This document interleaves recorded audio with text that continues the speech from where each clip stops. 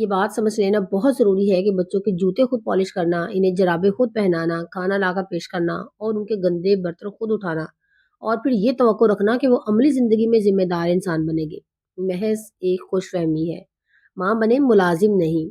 आप खाना ज़रूर पकाएँ मगर प्लेट किचन से उठाकर मेज़ तक लाना बच्चों की ज़िम्मेदारी होनी चाहिए। खाने के बाद गंदे बर्तन वापस किचन में रखना भी वही सीखें। आप चाहें तो इन्हें धो दें मगर ज़िम्मेदारी का एहसास उन्हीं के अंदर पैदा होगा।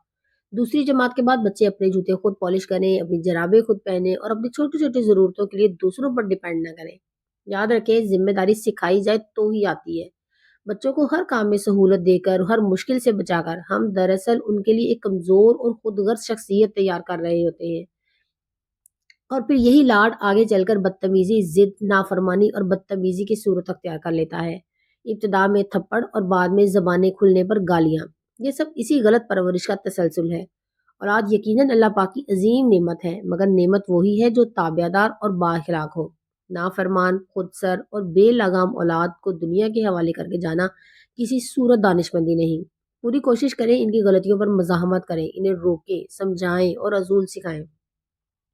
जिस तरह आप मोहब्बत से इनकी सालगिरह, कामयाबियों और खूबसूरत लम्हात का रिकॉर्ड महफूज रखती हैं ना, इसी तरह उनकी नाफरमानियों, बदतमीजियों और गलत रवैयों का भी एक ज़हनी रिकॉर्ड रखें। कल जब यही बच्चे अपनी बीवी, शौहर या औलाद से अताअत और फरमाबरदारी का मुतालबा करेंगे ना, तो ये तरबियत या उसकी कमी उनके सामने आईना बनकर खड़ी हो जाएगी। अच्छी माँ वो नहीं जो हर काम खुद करे, बल्कि वो है जो अपने बच्चों को अच्छा इंसान बनने का सलीका सिखा दे। वीडियो अच्छी लगे तो लाइक कीजिएगा, चैनल पर न्यू है तो सब्सक्राइब करना मत भूलिएगा। जज़ाकल्लाह खैर।